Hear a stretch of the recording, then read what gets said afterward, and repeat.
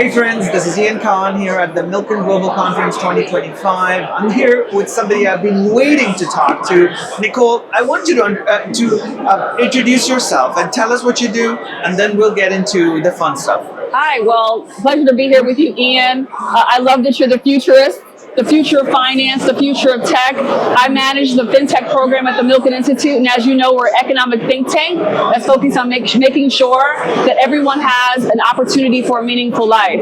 And meaningful lives happen when people have technology, when people have opportunity. And in my space, I focus a lot on emerging technology. I focus on what happens in digital assets. I focus on what happens with AI in finance, and all these tools and how they can unlock opportunity for more entrepreneurs, more everyday people, for businesses, and for societies. So to kick that off, let's talk about as a world, right? The world is amazing and incredible. Does everybody have a bank account? Is everybody good? Where are we right now? Yeah, where are we? So 76% of the world is financially included. So let me break that down for you. There's still 4 billion people who do not have they're not financially served. They're not well served in the financial system. They may have an account, but they may not necessarily be included in making sure in investing in all the other aspects of financial services. We have 4 billion people who are financially underserved. We have 1.3 billion people who are unbanked. They don't have accounts. They're not connected to the ecosystem. We have 2 billion people who are not on the internet. And so that's also, they're locked out of what's happening in our technology innovation. We have billions of people who do not have digital IDs. We have 4 billion people who do not have verifiable physical addresses. And so that landscape is something that we need to close the gap on.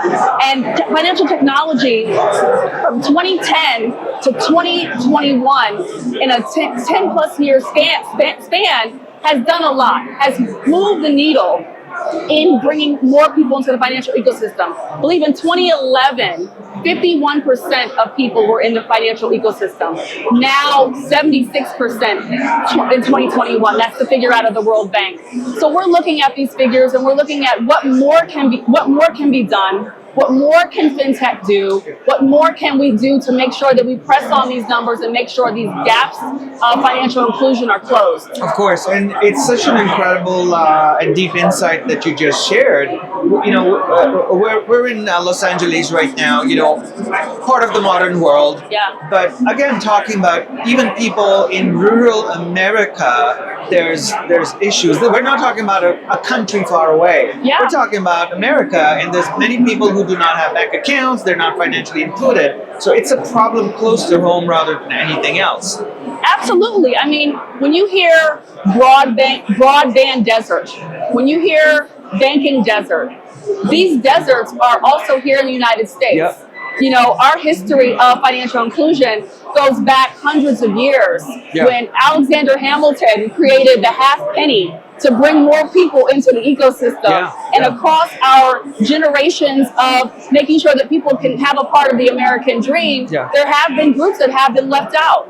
And so we brought women into the fold. You know, 50 years ago, you know, women couldn't hold bank accounts or have credit cards without having their husband sign for them or purchase land. And so those are things that you bring women into the fold. You bring people of color into the fold. That's an American story of making sure that inclusion has a pathway for everyone. And so that's, to your point, there's still people who are left out. They're left out based on socioeconomic or access. And we at the Milken Institute are focused on access. Yeah. How do we bring more people in? What about digital technologies, you know, cryptocurrencies, DeFi, CBDCs? There's a whole plethora of new things coming up. Yeah. What are your thoughts on it, and what are you observing is happening in the markets? Yeah, I'm observing a transition from the Web 1 to the Web 2 to now Web 3. You know, and Web 1 was the beginning of the internet. It was when we could read it, we could read books on the internet. Web 2 was where we had, you know, we can socialize, we can connect, we can write and publish. And Web 3 is the ownership economy, the innovative economy that's bringing more people into the ecosystem in a new way. And what's happening around digitized finance, digital wallets, peer-to-peer transactions, these opportunities are right in front of us, and we have a lot of runway Yeah. for educating people on what these new assets are and what these new technologies are. Yeah. But you can see that it's taking shape because our institutions are adopting this, Bitcoin ETFs and digitizing and going onto the blockchain. But there's so much more runway because there's more applications Yeah. that need to be in place for people to really be able to utilize and benefit from these new technologies. So in recent months and over the last year, the SEC has, of course, looked at crypto favorably.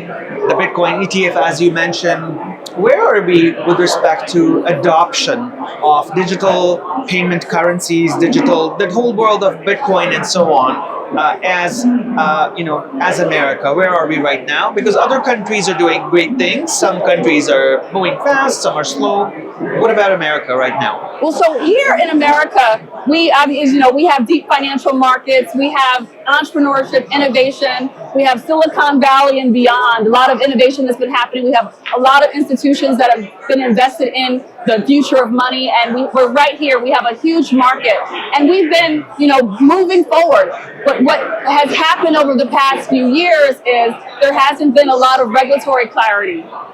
There is a lot of capital and innovation on the sidelines, waiting for America to come to a place where people know what their guardrails are on the technology that they're building. So that clarity is coming. There is a stable coin bill. There's in the House and in the Senate, and it's coming. There's hopefully optimism as to where that could be. But those are things that once the U.S. gets a hold on its regulatory posture and approach to the space, I think then the world will open up more to what's happening, and people will come onshore. The entrepreneurs that left the country to go be in Singapore or in UAE or outside of the U.S., they're going to be welcomed back, and they're going to build here. Yeah. What is the role of AI in all of this? Does it play a part or not necessarily? AI is a paradigm shift. AI is a transformative technology that is going to unlock so much. I mean, there obviously is the machine learning that's always been at the fore. Machine learning has been utilized by banks, compliance, fraud detection. Machine learning has been in place for many decades. Yeah. Now that AI is in the hands of everybody, we can get it in our hands here in America and in many places around the world. We're understanding what the power of generative AI is, the power to kind of take that moment and add productivity to who you are, to your professional life, to your personal life, and the agentic AI, the ability for AI to then learn and become better and become a true partner with you. So I think that AI in finance obviously is going to be an amazing moment in our generation. Yeah. And I think that there's still the imagination can just look out and see what's more. There's also just an opportunity for us to reinvent ourselves, to say, how can we be more productive? How can, as an entrepreneur or a small business, how can you grow your company with AI? I remember I was an entrepreneur for many years, and I was a one-woman show, and I would, outsource work, and I'd bring other consultants in. But if I had AI at the time that I was an entrepreneur, it'd be a game changer. Yeah. It'd be a game changer, and I'm looking forward to this generation of entrepreneurs accessing AI and utilizing it to grow their businesses. Yeah. We're also heading to the end of our conversation. What is your outlook or foresight or advice to anybody who's looking at, how to understand what is happening around us, how to understand this era, and the next 5 years? Yeah. What's your advice to be part of this era of change to anybody who's watching this? Yeah, I would say, first of all, just always look at this with an open mind. There's always a pro, a con. There's always a best way to use something, or a way that you can, utilize it in a way that's not the best.